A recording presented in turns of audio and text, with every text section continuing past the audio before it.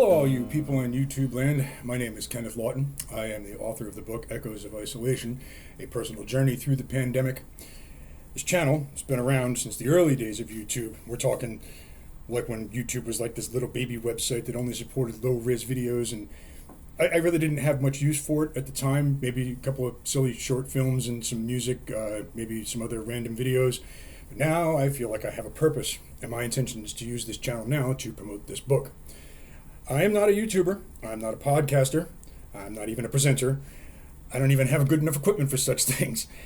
I don't even have the skill to memorize what I'm doing. I'm reading this off a script, which is why I keep on looking away from the camera. But what I do have is a good laptop with a decent webcam, and I do have a microphone, and I have a quiet room with some good lighting. Mostly what I have is the confidence to sit here and look at this camera as if I was all of those things. And, maybe, I don't know, who knows? Maybe I will continue doing this. Maybe I will become a YouTuber. But I'm not counting those chickens just yet because, I'm not going to quit my day job over this. Anyway, all of this hinges on what I post in this channel and whether or not people find it entertaining. That is what I'm really doing here right now. I'm actually proud of this book that I wrote. And when I was doing the writing all those years ago during the pandemic, I was writing for myself mostly because I wanted to document what was going on. And here we are almost 5 years later, and I went back to read what I had done, and I found myself entertained by it all. The book serves as a journal, yes, but it's also loaded with commentary about how things were going and the government response and the public response. For many events, it also serves as a historic account. It is my intention with this channel to not just sit here and talk about the book, but to do some reading from it. I had considered recording a full audiobook for this thing, but man, that is a lot of work. A side note about that, I tried to do some experiments using AI to do the reading, and wow, that was just a disaster. I definitely do not think that sort of thing is ready for prime time just yet. Even when I did it with a British accent, which was really amusing, it still was not good enough. So, I do have an inner dialogue while I'm writing all of this stuff, and I do have a pretty good idea what I want for it to sound like. So it kind of makes sense for me to be the one to do the reading. Still, I'm not going to go through the trouble of doing a full audiobook. What I'm going to do is I'm going to just do a couple of YouTube videos like this. I'm going to start today. I'm going to start reading from the beginning of the book. I'm going to do the introduction. I'm going to do the first, few pages of the first chapter and see how that goes and see if I get any response from this at all. I sincerely hope that you enjoy this. More than anything, I hope that you enjoy it well enough for me to do more. Introduction. Just about everyone alive today that is able to read this was around in 2020 when COVID-19 pandemic hit and changed our lives forever. Every one of us had a very similar experience during that time, but more importantly, we all had very different experiences also. As soon as it became clear that we were about to shut the entire world down, it occurred to me that I wanted to document this entire event.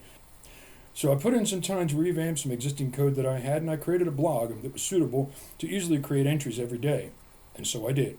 For a little over a year, I wrote down what was happening. I did this every day. Much of it was mundane things around the house, but more of it was my experience with going out about town and seeing how people were acting and commenting on the public response. There was also, of course, a healthy dose of annoyance at how badly it was being handled, both by the government and the public. Right in the beginning, my wife made the suggestion that I should prepare this text for publication as an actual book, and I'm not really sure that I took that suggestion seriously at the time, but here we are 4 years later, and the subject came back up again, and I went back and I looked at what I had written all those years ago, and I determined that there was some value in that running log, partly because it's entertaining, but also because there is, in those words, a true first-person historical account of the most insanely effed up thing that has ever happened in this world. Well, here we are. If you're reading this, it's because I finished my preparation and I have indeed published this thing. The narrative for this does have a structure above just the entries listed in order.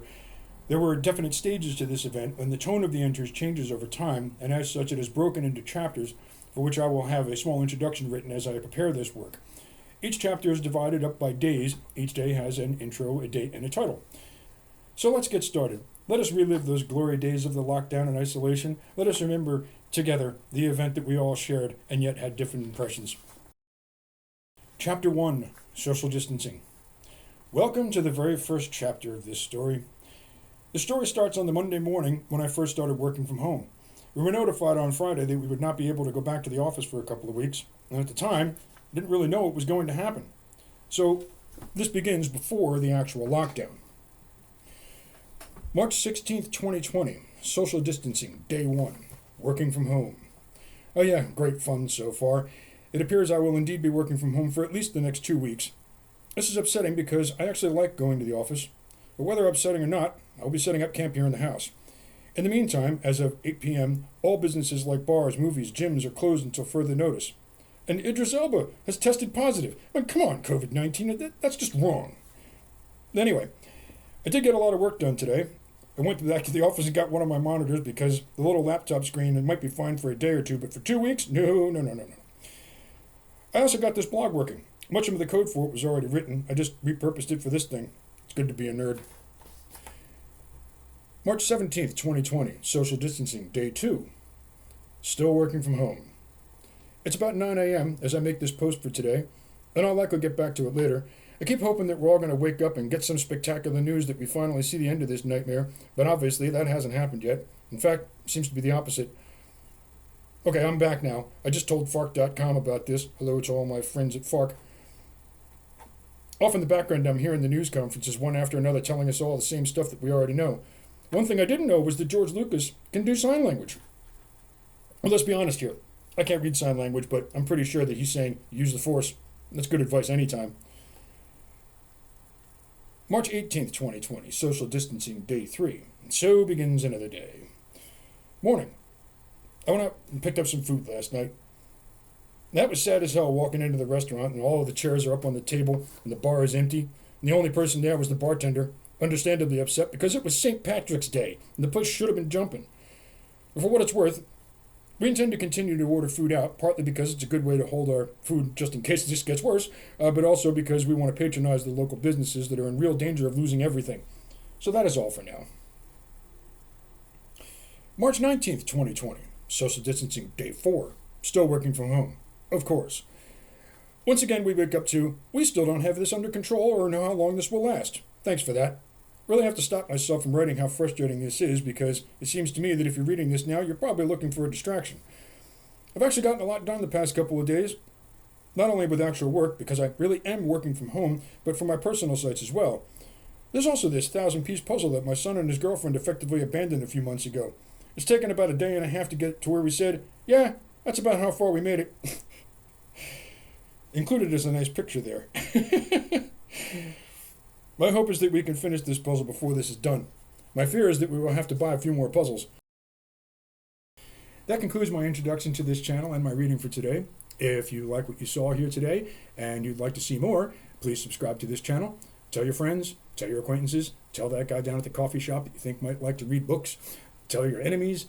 I don't care who you tell. Anybody that you think might be interested. Also, if you're interested in actually reading the book that I've been reading from and you'd like to own a copy for yourself, links are provided down below. Thank you very much for watching all of this today. I hope you've been at least a little bit entertained, and I hope you come back for more. Thank you very much.